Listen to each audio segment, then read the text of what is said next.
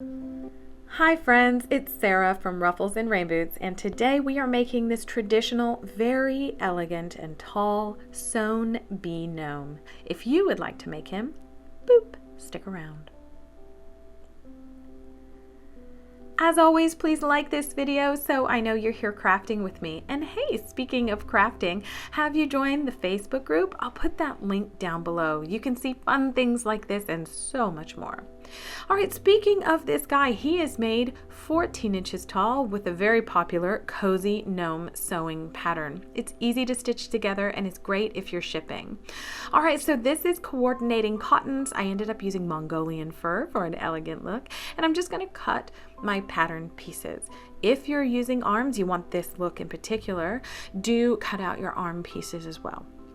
All right, so we're going to put both sides or right sides together of the body piece, leaving room for our turn.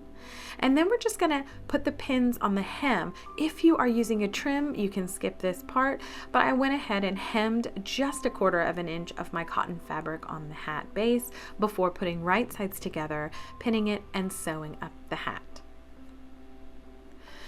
Be sure to start and stop your stitches every time, just to make sure if you're new to sewing. Go ahead and then sew up the body and attach the base piece all around in a circle. It's really simple. It doesn't maybe sound simple, but I promise it is. If you need help, let me know in the comments below. Once you have everything sewn up, just go ahead and turn it outside right using a skewer or a pencil to help you poke out the tip of the body and hat. Another tip is to roll the seam of the base of the body in between your fingers to make sure it sits flat before moving on. Speaking of moving on, we're going to go ahead and trim our threads and then fill our body. Do use non-food products if you can, and use about a minimum of a cup just to make sure when you try and push it over that it doesn't fall over. Next up, use a generous portion of polyfill. If you want a bendable hat, which I do, go ahead and get your floral wire ready. You're going to need a piece that goes all the way from the base of the body to the tip of the top. Now, I'm using a very thin floral wire that I had to double over because I didn't want to go to the craft store. I'm trying to use my stash. And then I bent both ends over so that it doesn't poke through our fabric. I'm going to finish stuffing up the very tip of the cone and our opening. You can lay it on the table. Sometimes that helps. So we're going to be closing this guy up. Do pull up the fabric and just make sure it's all sleek and finished. You have two choices here. You can either glue this opening closed or you can sew it closed. If you're gluing, do use hot glue and try and make sure you get a nice seal. I sew it by hand. I figure if I have the sewing machine out, I should continue sewing.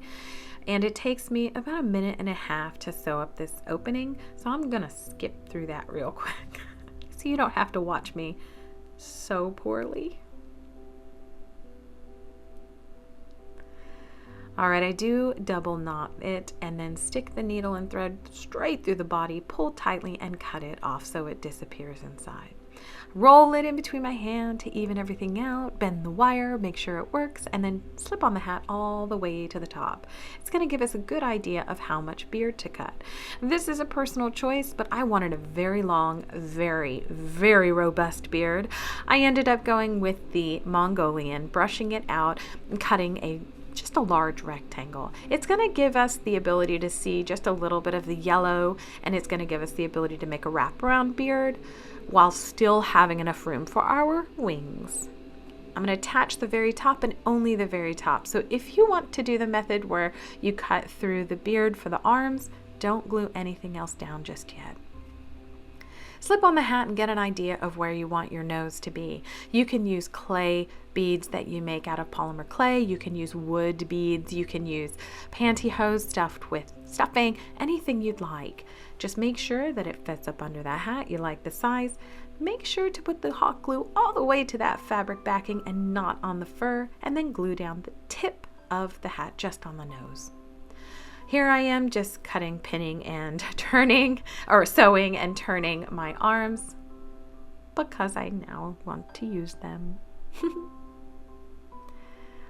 Now, I chose to make my arms bendable, so you may keep your floral wire out for that. This is plush fur. Now, no matter what way you cut it, it's going to go everywhere, but it elevates absolutely every design. Fabric stores have this, Joann's will have this. It's plush fur, it's very small, but ooh, it makes a big impact.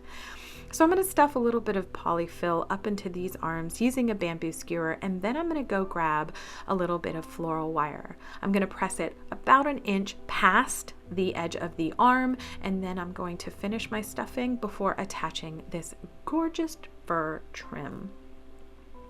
To do that, I'm just going to add a little bit of hot glue and then glue it all the way around. And I am going to trim it after adding my hand. And for your hand, again, you can use anything that you would like, felt balls, wool, beads, rounds, whatever you'd like. But I do end up trimming it here because I want to make sure you can see that little bead. All right, so this part is really fun. It's a really fun technique. Go ahead and roll everything. It's so messy.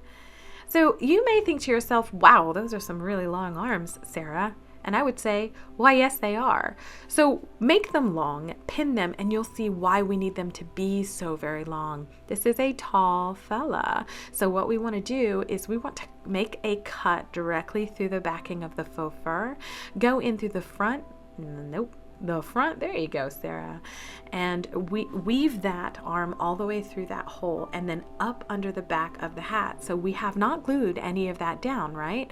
We've only glued the very top of that beard.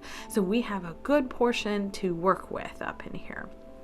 All I'm doing here is just making sure I kind of twisted it. So I'm just going to make sure it's flat. So it sits, the fabric sits flat underneath the beard. You can see brushing it out, it just looks so nice. We're going to repeat this on this other side, exact same steps.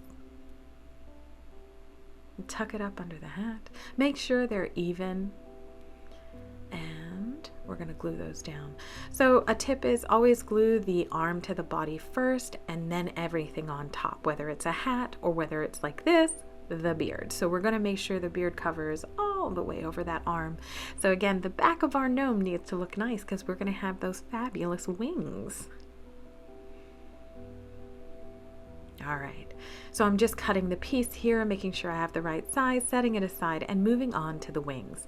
Now, if you're not new here, I've shared 3 bees at this point this year, and this is the easiest way I've found to make wings. Use floral wire, shape your wings. Now, you can shape them with the 2 large ones at the top and 1 piece of floral wire, 2 small ones, 1 big, 1 small.